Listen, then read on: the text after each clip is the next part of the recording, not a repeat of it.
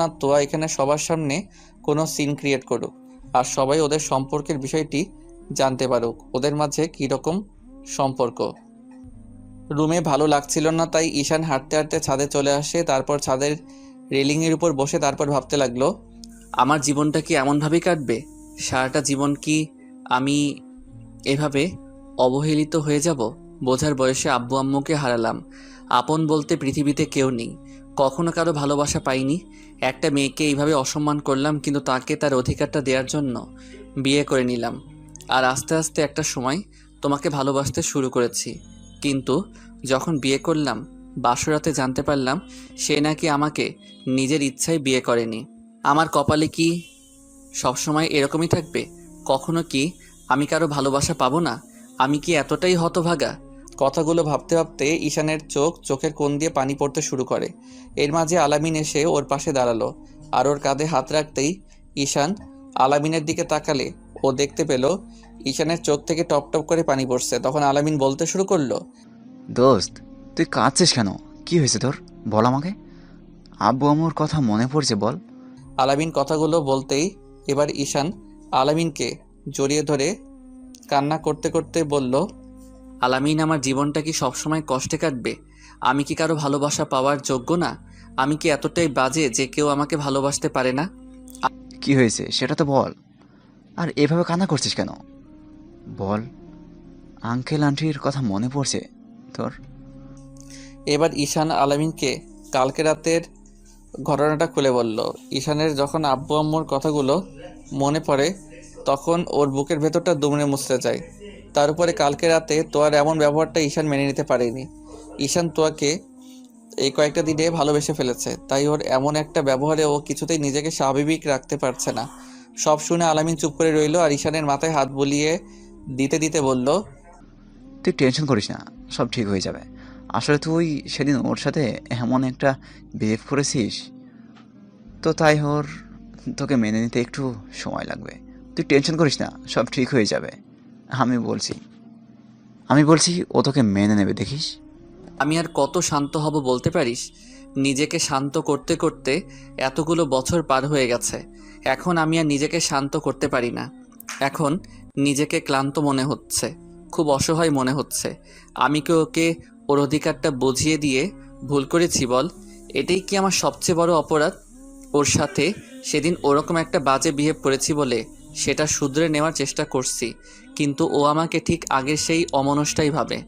ঈশানের কথায় আলামিন কি বলবে খুঁজে পাচ্ছিল না। ওর বলার মতো কোনো কথাই আর বাকি ছিল না। ঈশানকে আলামিন অনেক বুঝিয়েছে, আর যেদিন থেকে তোয়া আর ঈশানের বিয়ের কথা চলছিল সেদিন থেকে ঈশান সব রকমের নেশা করা বন্ধ করে দিয়েছে, শুধু আলামিনের কথায়। শোন, ভালো একটা মেয়ে তোকে তখনই ভালোবাসবে যখন সে জানবে তুই কোনো বাজে ধরনের নেশা করিস না, তোর মধ্যে খারাপ কোনো উদ্দেশ্যই নেই, তখনই। ঈশান আলামিনের কথা মতো সব নেশা করা বাদ দিয়ে দিয়েছিল, কিন্তু আজকে ঈশানের খুব করে ইচ্ছা হচ্ছিল নেশা করতে। কিন্তু আলামিন বিষয়টা জানার পর বারবার ওকে ধৈর্য ধরতে বলছিল। ঈশান নিজেকে শান্ত করে তারপর রুমে ফিরে আসে। এসে দেখে তোয়া ওর আব্বু আম্মুর সাথে কথা বলছে। ঈশান রুমে আসতেই তোয়া খেয়াল করে ওর চোখটা লাল হয়ে আছে, কিন্তু বুঝতে পারে না কেন লাল হয়ে আছে। ভাবে হয়তো ড্রিঙ্কস করেছে, কিন্তু তেমন কোনো গন্ধ ও শরীর থেকে আসছিল না। নেশা করলে তো কোনো না কোনো গন্ধ ওর শরীর থেকে আসতো, কিন্তু ওকে তোকে দেখে তো মনে হচ্ছে অনেক কান্না করেছে, সেটার জন্য চোখ লাল হয়ে আছে। কিন্তু কিসের জন্য কান্না করলো? দুপুরের দিকে সবাই কমিউনিটি সেন্টারে চলে যায়, আর বিউটিশিয়ান এসে তোয়াকে অনেক সুন্দর করে সাজিয়ে দিয়েছে। ঈশান তোয়ার দিকে বারবার তাকাচ্ছে। ঈশান প্রত্যেকবার তোয়াকে নতুন নতুন রূপে দেখে বারবার বারবার ওর প্রেমে পড়ে যাচ্ছিল। ঈশান যতবারই তোয়ার দিকে তাকাচ্ছিল তখন তোয়ার চোখে চোখ পড়তে তোয়া চোখ ফিরিয়ে নিচ্ছিল। সব আনুষ্ঠানিকতা শেষ হলে এবার আলামিন আর ঈশান ওর শ্বশুরবাড়ির উদ্দেশ্যে বের হয়। ঈশান চাচ্ছিল যেতে, কিন্তু আলামিন ওকে অনেক রিকোয়েস্ট করে যে আজকে না গেলে বেশি ভালো দেখায় না। তোয়ার বাসার সামনে আসতে ওর আব্বু আম্মু এগিয়ে এসে তারপর ওদের ভেতরে নিয়ে যায়। ভেতরে যেতে তোয়ার নিজের রুমের দিকে চলে যেতে গেলে তোয়ার আম্মু বলে,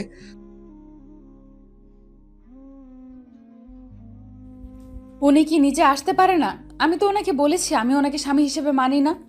তোয়ার এমন ব্যবহারে সবাই অবাক হয়ে যায়, আর ও কথাগুলো বলে সেখান থেকে চলে যায়। আর ঈশান মাথা নিচু করে রইল। এবার তোয়ার আম্মু ঈশানের দিকে তাকাতে ঈশান বলতে লাগলো, আম্মু আপনারা টেনশন করেন না, ও আমার উপর একটু রেগে আছে, তার জন্য আমার সাথে এইভাবে কথা বলছে। তোয়ার আব্বু আম্মুর আর কিছু বুঝতে বাকি রইল না যে তোয়া বিয়েটা মেনে নেয়নি। এবার তোর আব্বু বলতে শুরু করলো, প্লিজ আব্বু, আপনি ওকে কি কিছু বলবেন না? ও একটু রেগে আছে আমার উপর, কিন্তু দেখবেন একটা সময় সব ঠিক হয়ে যাবে। ও ছোট মানুষ তো, তাই এরকম রাগ করে আছে। আর আমি ওর সাথে যে ব্যবহারটা করেছি তার জন্য রাগ করাটাই স্বাভাবিক। আপনি ওকে কিছু বলবেন না প্লিজ। ঈশানের কথায় ওর আব্বু আম্মু শান্ত হয়ে যায়। তারপর আম্মু ওকে তোয়ার রুমটা দেখিয়ে দিয়ে আসে। ঈশান রুমে ঢুকে দেখে তোয়া বসে বসে ফোন টিপছে। তখন ঈশান ওয়াশরুমে গিয়ে ফ্রেশ হয়ে এসে সোফায় বসে আর বলে, আব্বু আম্মুর সামনে ওই কথাটা বলার কি দরকার ছিল? ওনারা কত কষ্ট পেল। আমার আব্বু আম্মু কষ্ট পেয়েছে, তাতে তোর কি? সব সময় এভাবে কথা বলো কেন? আমি কি মানুষ না? আমার কি ভালো লাগা খারাপ লাগা বলতে কিছুই নেই? তুই মানুষ, আমার মনে তো হয় না। হ্যাঁ, আমি কোনো মানুষ না, সেজন্য আমার কোনো ফিলিংস নেই। যত পারো অপমান করো, কিন্তু প্লিজ আব্বু আম্মুর সামনে এভাবে কথা বলো না। আব্বু আম্মু খুব কষ্ট পাবে। আমি অনেক রিকোয়েস্ট করার পর তোমার আব্বু তোমার সাথে আমাকে বিয়ে দিতে রাজি হয়েছে, কিন্তু ওনাদের সামনে তুমি যদি এভাবে আমার সাথে কথা বলো তাহলে ওনারা খুব কষ্ট পাবে। তোর সাথে কথা বলতে আমার রুচিতে বাধে, আর এর থেকে ভালো করে আমি তোর সাথে কথা বলতে পারবো না। তোর ভালো লাগলে আমার সাথে কথা বলিস, না লাগলে বলিস না। ঈশান বুঝতে পারলো এই মেয়ের সাথে কথা বলে কোনো লাভ হবে না। তো এভাবে তোয়ার অবহেলার মধ্যে দিয়ে কেটে গেছে 2টা দিন। ঈশান আজকে তোয়াকে নিয়ে বাসায় চলে এসেছে। তোয়া আসতে চাইছিল না, কিন্তু স্বাভাবিক নিয়মে আসতেই হতো। পরদিন ঈশান অফিসে যাওয়ার জন্য রেডি হয়, কিন্তু তোয়া এখনো ঘুম থেকে ওঠেনি। এটা দেখে ঈশান অবাক হয় আর ভাবে, হাই রে কপাল, ভেবেছিলাম বিয়ে করার পর যখন অফিসে যাব তখন বউ নিজের হাতে ব্রেকফাস্ট তৈরি করে দিবে, আমাকে জড়িয়ে ধরে আমার টাইটা ধরে বেঁধে দিবে, আমি ওর কোমর জড়িয়ে ধরবো। কিন্তু সে কপাল কি আমার আছে? হতভাগা আমি। ঈশানের আফসোস করা শেষ হয়ে গেলে রেডি হয়ে তারপর নিচে এসে দেখে কাজের লোক ব্রেকফাস্ট তৈরি করে ফেলেছে। তাই ব্রেকফাস্ট করে তারপর অফিসের উদ্দেশ্যে বেরিয়ে যাওয়ার সময় ঈশান কাজের লোককে বলে, চাচা তোয়া ঘুম থেকে উঠলে ওকে ডেকে খাবারটা খেতে বলো, কেমন? আচ্ছা বাবা, তুমি সাবধানে যেও। চাচা তুমি একটু ওকে দেখে রেখো, ও একটু ছেলে মানুষ তো, তাই কখন কি করে নিজেও জানে না। আর এত বড় বাড়িতে ও একা থাকবে, যদি ভয় পায়, তাই তুমি একটু ওকে দেখে রেখো। আচ্ছা। ঈশান অফিসে চলে যায়, কিন্তু অফিসে গিয়ে কোনো কাজে মন দিতে পারছিল না। বারবার ঈশানের তোয়ার করা ব্যবহার করেও কথা ভেবে ওর ভেতরে অস্থিরতা কাজ করছিল। ঈশান তোয়ার এমন ব্যবহারগুলো মেনে নিতে পারছিল না। দিন যতই যাচ্ছে তোয়ার ব্যবহারগুলো ততই খারাপ হচ্ছে। তোয়া ওর সাথে একটু ভালোভাবে কথা বলে না, তাই এই বিষয়টা ঈশানকে বেশ করে ভাবাচ্ছিল। তো দুপুর হয়ে গেছে, লাঞ্চ টাইমে সবাই লাঞ্চ করার জন্য যাচ্ছে। তখন ঈশানের মনে পড়ে, দোয়া কি দোয়া কি দুপুরে খেয়েছো সেটা ফোন করে জেনে নেবে। ঈশান তোয়ার নম্বরে ফোন দেয়। তখনও ডাইনিং রুমে বসে টিভি দেখছিল। তোয়া দেখে ঈশান ফোন করেছে, তাই ফোনটা রিসিভ করে না। বারবার ফোন দেওয়ার পর এক পর্যায়ে তোয়া বিরক্ত হয়ে ফোনটা রিসিভ করে বলতে শুরু করে, এই তোর সমস্যা কি? তুই বুঝিস না তুই আমাকে বিরক্ত করিস? তোর কথা আমার ভালো লাগে না, তারপরও বারবার কেন ফোন দিচ্ছিস? ঈশান ভেবেছিল তো এখন হয়তো একটু ভালোভাবে ওর সাথে কথা বলবে, কিন্তু এক নিমিষে ওর মনটা আবারও খারাপ হয়ে গেল। তোয়া এরকম বাজে বিহেভ করাতে এবার ঈশান নিচু গলায় বলল, আসলে জানতে চেয়েছিলাম যে তুমি দুপুরে খেয়েছো কিনা। আমি বুঝতে পারিনি আমি ফোন দিলে তুমি বিরক্ত হবে। ঠিক আছে, আমি আর তোমাকে কখনো ফোন দিব না। ঈশান কথাটা বলে ফোনটা কেটে দিল। আর ওর মনটা খারাপ হয়ে গেল, তাই আর ঈশান দুপুরের লাঞ্চটা করলো না। সন্ধ্যার দিকে ঈশান আর কোথাও না গিয়ে বাসায় ফেরার জন্য রওনা দিল। মাঝপথে আসতেই তোয়ার কথা মনে পড়ে, ভাবে খালি হাতে যাব কেন? এতদিন তো বাসায় কেউ ছিল না, কিন্তু এখন তো আছে। কিন্তু তোয়া ওকে স্বামী হিসেবে মানে না। যাই হোক, মানুক আর না মানুক, আমি তো কি স্ত্রী হিসেবে মানি। কথাগুলো ভেবে ঈশান আর কিছুটা এগোতেই দেখলো একটা ফুলের দোকান। তখন ঈশান তোয়ার জন্য সেখান থেকে কিছু ফুল, চকলেট আর আইসক্রিম নিল। তারপর বাসায় চলে যায়। গিয়ে কলিং বিল দিতেই রহিম চাচা এসে দরজা খুলে দিল। তখন ঈশান বলল, চাচা তোয়া কোথায়? বাবা, মামুনি তো রুমেই আছে। ঈশান রুমে গিয়ে দেখে তোয়া কি যেন ভাবছে। আসলে তোয়া ভাবছিল, আমার ওনার সাথে এরকম বাজে ব্যবহার করা ঠিক হচ্ছে? উনি আমার সাথে যা করেছে তাতে ওনার সাথে এর থেকে আর ভালো কি ব্যবহার করব। দুপুরের ব্যবহারে উনি হয়তো অনেক কষ্ট পেয়েছে, কষ্ট পেলে পাক, তাতে আমার কি? আমি তো চাই উনি কষ্ট পাক। ঈশান রুমে এসে তোয়াকে ভাবতে দেখে বলল, কি এত ভাবছো বলো তো? তোয়া একেবারে ঈশানের দিকে তাকালো। তখন ঈশান একটা হাসি দিয়ে তারপর ফুলগুলো, চকলেটের আইসক্রিমগুলো এগিয়ে দিল। তখন তোয়া বেশ কিছুক্ষণ ধরে সেটার দিকে তাকিয়ে রইল। আর ঈশান বলল, কি হলো নাও? ঈশানের কথায় তোয়া এবার ফুল আর চকলেটগুলো নিল। সাথে সাথে ঈশানের মুখে একটা হাসি ফুটে উঠল, কিন্তু পরক্ষণেই ও যেটা করলো তাতে ঈশানের হাসিটা নিমেষেই শেষ হয়ে গেল। তোয়া ফুল আর চকলেটগুলো নিয়ে ডাস্টবিনে ছুঁড়ে মারলো আর বলতে শুরু করলো, এসব আদিক্ষেতা আমার সাথে দেখাতে আসবি না। তোকে কে বলেছে আমার জন্য এগুলো আনতে? আমি বলেছি? এগুলো দিয়ে যদি ভেবে থাকিস তুই আমার মনটা গলাতে পারবি, তাহলে ভুল ভেবেছিস। ও আর এমন কথা শুনে ঈশানের মনটা আরও খারাপ হয়ে গেল। তখন ঈশান ব্যাগটা রেখে দিয়ে তারপর ওয়াশরুমে গিয়ে ফ্রেশ হয়ে বেরিয়ে আসলো। ঈশান খেতে যাবে, তখন ভাবলো তোয়া খেয়েছে কিনা, তাই বলল, তুমি খেয়েছো? শোন, আমাকে এত বোরিং দেখাতে হবে না, আর তোর জন্য আমি না খেয়ে থাকতে পারবো না। তুই যদি ভাবিস যে অন্য কেউ, অন্য সব বউয়ের মতো না খেয়ে বসে থাকবো, তাহলে ভুল ভেবেছিস। আমি সেটা বলিনি। তোমার খিদে লাগলে তুমি খেয়ে নেবে, আমি তো তোমাকে বারণ করিনি। তাহলে কি বোঝাতে চাইতেছিস? তুই আমাকে খুব ভালোবাসিস, সেই জন্য বারবার এরকম আদিক্ষেতা দেখাচ্ছিস? বাসায় একটা মানুষ আছে আর সেই আমার বউ, তাকে এটা জিজ্ঞাসা করা কি আমার কর্তব্য নয়? তুমি হয়তো আমাকে স্বামী হিসেবে মানো না, কিন্তু আমি তো তোমাকে নিজের স্ত্রী হিসেবে ভাবি। শোন, এরকম ঢং দেখাতে আসবি না আমার সাথে। ঈশান আর কোনো কথা না বলে রুম থেকে বের হয়ে গেল। তারপর কোনো রকমে খেয়ে রুমে এসে আবার সোফায় শুয়ে পড়ল। এর মাঝে আলামিনের ফোন আসলো। তারপর রিসিভ করে ঈশান বেলকনিতে চলে গেল। ঈশানের কথাগুলো তো আর রুমে শুয়ে শুয়ে স্পষ্ট শুনতে পাচ্ছিল। ওপাশ থেকে আলামিন বলছিল, কিরে তোকে আর এখন দেখাই যায় না, থাকিস কোথায় সারাদিন বলতো? বিয়ে তো হলো সবেমাত্র একটা সপ্তাহ হয়েছে, তাহলে দেখবে কি করে? আর তাছাড়া অফিসে একটু কাজের চাপ, তাই যেতে পারিনি। তোদের সম্পর্কটা কি ঠিক হয়েছে? তোয়া কি এখন একটু নরম হয়েছে? ঈশান কিছুক্ষণ চুপ করে থেকে একটা দীর্ঘ নিঃশ্বাস ফেলে বলতে শুরু করলো, না, ও বোধহয় আমাকে কখনোই মেনে নেবে না। আমি এতটাই অন্যায় করেছি যার জন্য ও আমার উপর এতটা রেগে আছে। ও যদি বিয়ের আগে আমাকে বলতো যে আমাকে বিয়ে করতে চায় না, তাহলে আমি জোরপূর্বক ওর সাথে এই বিয়ে নামক বন্ধনে আবদ্ধ হতাম না। কিন্তু ও সেটা আমাকে বলল না। আমার কপালে বোধহয় ভালোবাসা বলতে কিছু নেই রে।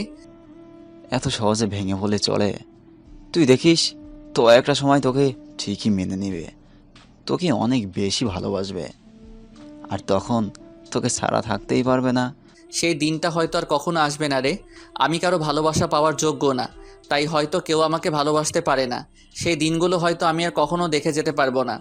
আর ও আমাকে কখনোই ভালোবাসবে না, কারণ আমি একটা অমানুষ, যার ভেতর মনুষ্যত্ব বলতে কিছুই নেই। সবসময় কিভাবে নিজেকে ছোট ভাবিস? আমি যতটুকু নিচু মানুষ, নিজেদের ততটুকু ভাবাই ভালো মনে করি। আচ্ছা বাদ দে এসব কথা, কালকে তোর সাথে দেখা করবো, অনেকদিন তোর সাথে দেখা হয় না। ঈশান আরও কিছুক্ষণ কথা বলে রুমে চলে আসে। এসে দেখে তোয়া শুয়ে শুয়ে কী যেন ভাবছে। যখন আলামিনের সাথে ঈশান এরকম কথাগুলো বলছিল, তখন তোয়ার খুব খারাপ লাগছিল। এটা ভেবে ও একটা মানুষকে দিনের পর দিন এইভাবে কষ্ট দিয়ে যাচ্ছে। এর মাঝে কেটে গেছে একটা মাস। দিন যত যাচ্ছে তোয়ার ব্যবহারগুলো ততই খারাপ হচ্ছে। কিন্তু ঈশান তারপরও সবটা দাঁতের দাঁত চেপে সহ্য করে যাচ্ছে। আর ঈশান ভাবছে তোয়া হয়তো আর কখনো ওকে মেনে নিবে না, আর ভালোবাসা দূরে থাক। কিন্তু যতই দিন পার হচ্ছে ঈশান তোয়াকে আরও বেশি ভালোবেসে ফেলছে। তোয়ার মধ্যে কেমন যেন অদ্ভুত একটা মায়া আছে। তোয়া এখন প্রতি রাতে ঘুমিয়ে গেলে ঈশান উঠে গিয়ে ওর পাশে বসে আছে। এক দৃষ্টিতে ওর দিকে তাকিয়ে থাকে, কিন্তু ওকে টাচ করে না। কেমন যেন অদ্ভুত একটা মায়া ওর মধ্যে আছে। আজকে রাতেও ঠিক তেমনভাবে ঈশান তোয়ার পাশে বসে ওকে দেখছিল। তারপর একটা সময় ও নিজে নিজে বলতে শুরু করে, তোয়া, আমি কি এতটাই খারাপ যে আমাকে একটু ভালোবাসা যায় না? বিশ্বাস করো, আমি তোমাকে অনেক বেশি ভালোবাসি। তাই তোমাকে ভালোবেসে নিজের করে পাওয়ার জন্য তোমাকে বিয়ে করেছিলাম। যখন বিয়ে করেছি তখন তোমাকে একটু একটু ভালোবাসলেই এখন অনেকটা বেশি ভালোবাসি। কিন্তু তুমি তো আমাকে তোমাকে ভালোবাসার মতো কোনো সুযোগই দিচ্ছ না। বিশ্বাস করো, সেদিন আমি নেশার ঘোরে নিজের উপর থেকে কন্ট্রোল হারিয়ে তোমার সাথে ওরকমটা করেছিলাম। কিন্তু যখন জানতে পারলাম আমি তোমার সাথে এত বড় একটা অন্যায় করেছি, তখন নিজের প্রতি ঘৃণা কাজ করছিল। তাই নিজেকে ওই পাপ থেকে মুক্তি দেওয়ার জন্য তোমাকে বিয়ে করেছিলাম। কিন্তু জানতাম না তোমার বিয়েতে মত ছিল না। দেখো, তুমি মানো আর না মানো, এখন তো আমি তোমার স্বামী আর তুমি আমার স্ত্রী। তুমি আমাকে ভালো না বাসলেও আমি যে কটা দিন বেঁচে থাকবো শুধু তোমাকেই ভালোবাসবো। ঈশানের কথায় তোয়ার ঘুম ভেঙে গেছিল, কিন্তু ও কোনো কথা বলছিল না। ঈশান ওর সাথে কি করে সেটা বোঝার চেষ্টা করছিল। চোখ বুঝে শুধু ঈশানের কথাগুলো শুনছিলাম। তারপর যখন বলল যে কয়দিন বেঁচে থাকবে ততদিন ওকে ভালোবেসে যাব, এই কথাটা শুনে তোয়ার বুকের ভেতরটা কেমন যেন একটু কেঁপে উঠল। কেমন একটা অজানা ভয় কাজ করতে লাগলো। তারপর তোয়া সেটা প্রকাশ করছে না। অনেকক্ষণ ধরে কথাগুলো বলতে বলতে হঠাৎ করে ঈশান চোখ থেকে এক ফোঁটা পানি তোয়ার মুখের উপর পড়লো, যার জন্য তোয়া বুঝতে পারছিল ঈশান কান্না করছে। আর ঈশান ভাবে কান্না করলে হয়তো তোয়ার ঘুমটা ভেঙে যাবে। ঈশান বারবার নাক টানছিল, কারণ ছোটবেলা থেকে ও কান্না করতে পারে না। তোয়ার ঘুম ভেঙে যাবে ভেবে ঈশান উঠে সোফায় গিয়ে বসে কিছুক্ষণ চোখের জল ফেলে তারপর আবার শুয়ে পড়ল। ঈশান শোবার সাথে সাথে তোয়া চোখ মেলে ওর দিকে তাকিয়ে ভাবতে লাগলো, মানুষটা আমাকে এত ভালোবাসে আর আমি ওনাকে একটুও ভালোবাসতে পারছি না। ওনার সাথে এরকম বাজে ব্যবহার করছি। ওনাকে দেখে মনে হচ্ছে না উনি সেই আগের মতো আছে। বিয়ের পর দিন থেকে এ পর্যন্ত আর উনি আমাকে একবারও টাচ করেনি। আর যদি খারাপ উদ্দেশ্য থাকতো তাহলে তো উনি আমার উপর জোর খাটাতো, কিন্তু উনি সেটা করেনি। লোকটা আমাকে সত্যিই অনেক ভালোবাসে আর আমি ওনাকে মেনে নিতে পারছি না। এখন তো আমার স্বামী আর আমি ওনার স্ত্রী, কিন্তু আমি ওনাকে কেন মেনে নিতে পারছি না? এটাই তো বাস্তবতা। বিয়ে যখন একবার হয়ে গেছে তখন বিয়েটাকে তো মেনে নিতেই হবে, কিন্তু আমি ওনাকে কেন মেনে নিতে পারছি না? তোয়া সারা রাত এই বিষয়টা নিয়ে চিন্তা ভাবনা করতে করতে সারাটা রাত আর ঘুমাতে পারল না। অন্যদিকে ঈশান কান্না করতে করতে ঘুমিয়ে যায়। তারপর সকালে ঈশানের ঘুম ভাঙতে ও উঠে বসে দেখে তোয়া বিছানায় বসে কি যেন একটা ভাবছে। ওর দিকে তাকিয়ে তখন উঠে বসে ওকে বলে, কি হলো, তুমি ঘুমাওনি? এত সকালে উঠেছো যে? ঈশান ভেবেছিল তোয়া ওর সাথে সবসময় যেভাবে কথা বলে এখন ঠিক সেভাবে কথা বলবে, কিন্তু সেটা না করে তোয়া নরম সুরে বলল। না, ঘুম আসছিল না। এবার ঈশান উঠে এসে ওর সামনে দাঁড়িয়ে বলতে শুরু করলো, তোমার কি শরীর খারাপ লাগছে? বলো, আমাকে কেমন লাগছে বলো, প্লিজ বলো কি হয়েছে। ঈশানকে এইভাবে উত্তেজিত হওয়ার কারণ তোয়ার মুখে কেমন যেন একটা বিষণ্ণ ছাপ, যেটা দেখে ঈশান এইভাবে উত্তেজিত হলো। ভালোবাসার মানুষটাকে যখন দেখবেন সে একটু অস্বস্তির মধ্যে আছে, তার মনটা খারাপ, তখন আপনার কাছে নিশ্চয়ই খারাপ লাগবে। ঠিক তেমনটাই ঈশানের লাগছে। ঈশান এভাবে উত্তেজিত হতে দেখে তোয়া ভাবলো, লোকটা আমাকে কত ভালোবাসে। আমার রাতে ঘুম হয়নি ভেবে এভাবে উত্তেজিত হচ্ছে, আর আমি ওনাকে দিনের পর দিন কষ্ট দিয়ে যাচ্ছি। তোয়া কথা বলল না দেখে ঈশান বলল, ও বুঝেছি, আমার সাথে তোমার কথা বলতে ভালো লাগছে না। আচ্ছা ঠিক আছে, আমি চলে যাচ্ছি। কথাটা বলে ঈশান ওয়াশরুমে চলে গেল। তারপর ও রুমে গিয়ে ফ্রেশ হয়ে বাইরে বেরিয়ে আসলো। তোয়া এখনও সেখানে বসে আছে, তাই ঈশান বলল, যাও ফ্রেশ হয়ে আসো। তারপরও তোয়া কথা বলল না, তাই ঈশান নিচে চলে গেল। তারপর কিছুক্ষণ পায়চারি করলো। অফিসে টাইমটা হতে অফিসের জন্য রেডি হলো। অন্যদিকে কেন জানি তোয়ার আজকে অনেক খারাপ লাগছিল ঈশানের সাথে খারাপ ব্যবহার করার জন্য। আসলে তোয়া এই কয়েকটা দিন ঈশানের সাথে থাকতে থাকতে একটু একটু করে ওর কেয়ারিংটা দেখে ওর প্রতি দুর্বল হতে শুরু করেছে, কিন্তু ওর রাগ থেকে বুঝতে পারছে না কেন এভাবে ঈশানের প্রতি একটু একটু করে দুর্বলতা বাড়তে শুরু করেছে। তোয়া জানে না বিয়ে এমন একটা বন্ধন, আপনি যখন একটা মানুষের সাথে থাকবেন তখন আপনি তাকে ভালো না বাসলে একটা সময় ভালোবাসাটা এমনিতেই হয়ে যাবে। সারাটা জীবন যার সাথে কাটাবেন ভালোবাসাটা একটু হলেও থাকবে আর হয়ে যাবে। ঈশান রুমে এসে রেডি হতে গিয়ে দেখে তোয়া মনটা খারাপ, তাই ও অফিসে গেল না। অফিসে যাওয়া বাদ দিয়ে সারাদিন তোয়ার আশেপাশে ঘুরঘুর করলো, কিন্তু ওকে কিছু বলতে পারছিল না, তোয়া রাগ করবে তাই। এখন ঈশান চায় না তোয়া ওর সাথে বাজে বিহেভ করুক, তাই ওর সাথে কথা বলার চেষ্টা করছে না, কারণ ঈশান আর ওর অবহেলা নিতে পারতেছে না। প্রিয় মানুষটার অবহেলা কারো পক্ষে নেওয়া সম্ভব না। ঈশান সারাটা দিন তোয়ার আশেপাশে ছিল, কিন্তু তোয়া বারবার ওর সাথে বাজে বিহেভ করে সেটাই ভাবছিল। এখন থেকে আর ওনার সাথে বাজে ব্যবহার করা যাবে না। উনি তো একটা মানুষ, ওনার মধ্যে একটা ভালো লাগা খারাপ লাগা আছে, কিন্তু আমি ওনাকে মেনে কেন নিতে পারছি না? উনি কি এতটাই বাজে? উনি তো এখন কোনো নেশা করেন না, আর সে চিহ্ন আমি ওনার শরীরে দেখতে পাই না। সেদিন আমি ওনাকে ওইভাবে গায়ে হাত তোলার পর থেকে উনি আমাকে আর একবারও টাচ করেনি। সারাটা দিন ঈশানও ভাবলো তোয়ার কি হলো, কিন্তু তোয়াকে জিজ্ঞেস করছিল না, কারণ ঈশান যতবারই ওর সাথে কথা বলে ততবারই তোয়া রিয়াক্ট করে। তো রাতে ঈশান শোয়ার সময় তোয়াকে জিজ্ঞেস করে ফেললো, আচ্ছা তোমার কি হয়েছে বলো তো, তুমি এভাবে মন খারাপ করে আছো কেন? ঈশানের কথায় তোয়ার বেশ বিরক্ত বোধ করলো। কেন করলো সেটাও জানে না। তোয়া চাচ্ছিল না ঈশানের সাথে বাজে বিহেভ করতে, কিন্তু আবার কোথায় যেন একটা বাধা কাজ করছিল। ওই দিন রাতের কথাগুলো ভেবেই হয়তো ওর সাথে এমন একটা বিহেভ করেছিল। ঈশানের কথায় তোয়ার মাথাটা গরম হয়ে যায়। ও বলে, আমার কি হয়েছে না হয়েছে সেটা তোকে বলতে হবে? তুইকে বলেছি না তুই এরকম আদিক্ষেতা আমার সাথে দেখাতে আসবি না? বারবার কেন আমার সাথে কথা বলতে আসিস? ঈশান তোয়ার সাথে এই জন্যই কথা বলতে চাইছিল না। শেষ পর্যন্ত সেটাই হলো। তোয়ার কথা ঈশানের মনটা বেশ খারাপ হয়ে গেল, তাই ও নিচু কণ্ঠে বলল, সরি, আমি বুঝতে পারিনি। তোয়া কথাটা ওইভাবে বলতে চাইনি, কিন্তু কেন জানি ওর প্রতি একটা অভিমান তোয়ার রয়ে গেছে। তোয়া বুঝতে পারলো ঈশান অনেক কষ্ট পেয়েছে। ঈশানও আর কোনো কথা না বলে শুয়ে পড়ল। তো এভাবেই চলছিল ওদের দিন। বেশ কয়েকটা দিন পরে আজকে ছুটির দিন, তাই ঈশান বাসায় বসেছিল।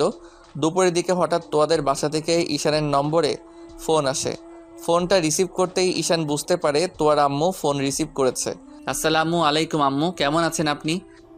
ওয়ালাইকুম আসসালাম বাবা, আমি ভালো আছি। কিন্তু তোমার আব্বু তো একটু অসুস্থ হয়ে পড়েছে। উনি তোয়াকে দেখতে চেয়েছে, তুমি কি ওকে একটু নিয়ে আসতে পারবে? আম্মু আব্বু অসুস্থ হয়ে পড়েছিল আর আপনি সেটা এখন আমাকে বলছেন? কখন অসুস্থ হয়ে পড়েছিল? সকালেই। বাবা, তেমন কিছু না, একটু অস্থির লাগছিল, কিন্তু এখন ঠিকঠাক আছে। আমরা ডাক্তার ডেকে এনেছি, উনি এসে দেখে গেছে আর রেস্টে থাকতে বলেছে। তুমি কি একটু তোয়াকে নিয়ে আসতে পারবে? তোয়া ঈশানের পাশে ছিল, তাই কথাটা শুনে তোয়া বেশ অস্থির হয়ে পড়ে। তখন ঈশান বলে, আম্মু আমরা আসছি।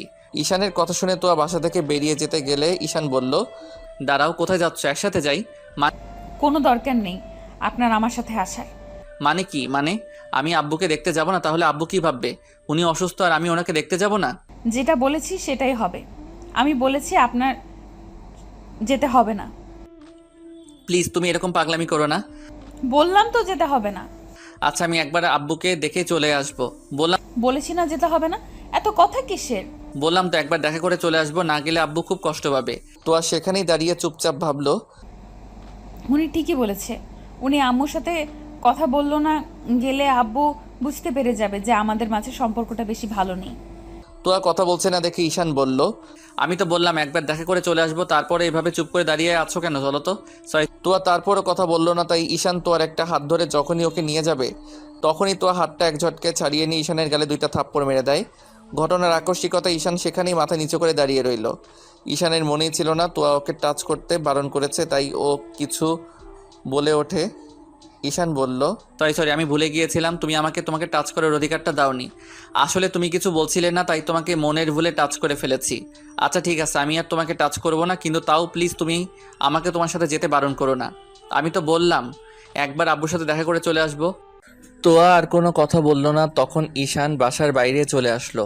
ঈশান বাইরে এসে গাড়িতে বসে আছে, তখন তোয়া এসে ওর পাশে বসলে ঈশান ওদের বাসার উদ্দেশ্যে রওনা দেয়।